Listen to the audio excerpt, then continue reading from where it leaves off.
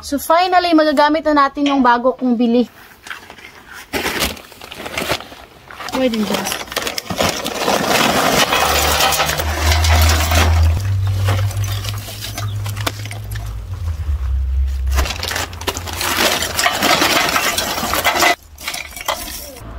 You don't have carton, Melo?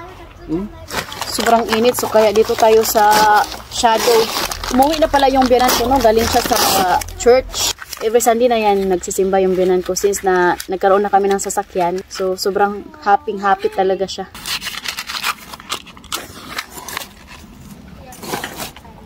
Ouch.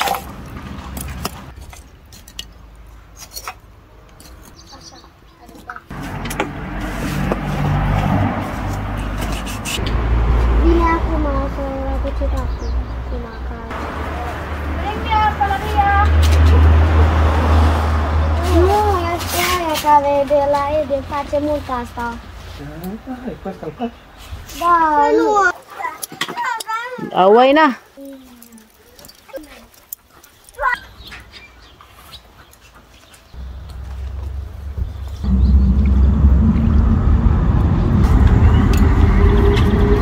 Ito yung nabili namin kahapon.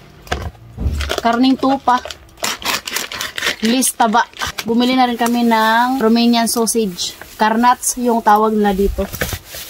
Gumawa din yung mother-in-law ko ng pancake. Ayan o, para may snack after namin kumain.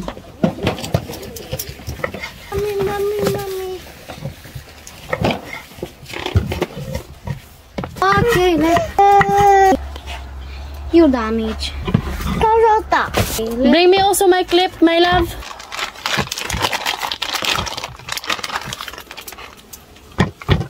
Yung binili pala namin is marinate na.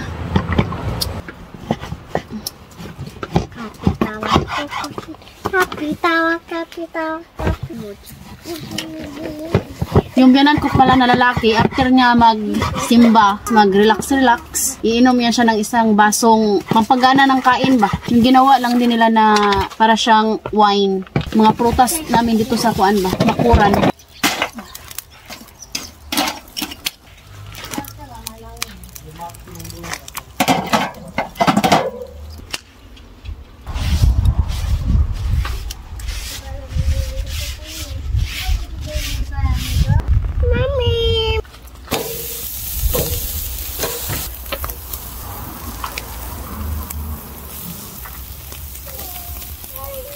So ayan guys, nag-move kami dito no kasi sobrang init doon.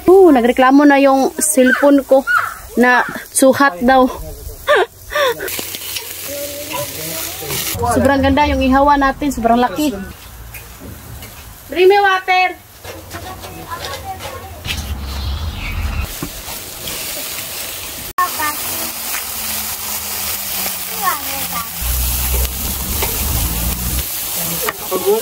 Don't. 2 secunde.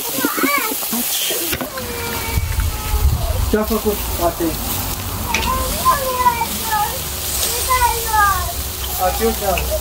Ayan na, tapos na yan guys eh.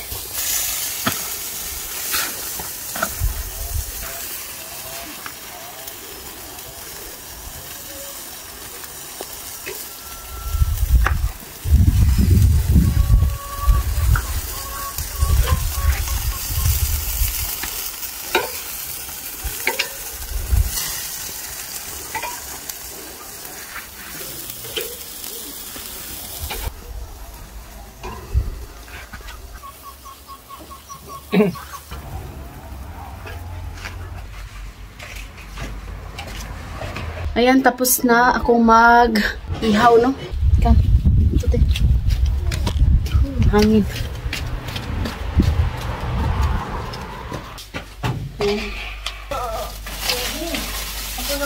Alas 12:27 na pala dito. Haluto si mama ng mais. Ito yung pancake nila dito.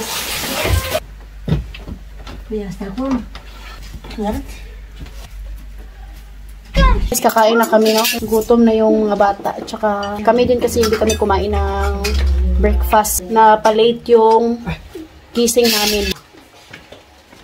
Yan si Katyusha guys, Romanian talaga. My grandpa. Gustong-gusto niya kumain ng cheese. Pakainin ko din si Edie ng sabaw. Kahit sobrang init sabaw. Healthy yung sabaw ni Bianan kay iba't iba yung gulay ba nilagay niya. Patatas, carrots, bell pepper, tapos kamatis. Ang dami niyang mga gulay-gulay na nilagay sa sabaw. Tsaka native chicken. Thank you for watching. Maraming salamat sa inyong suporta sa amin. Kain na kami. We love you all. Bye.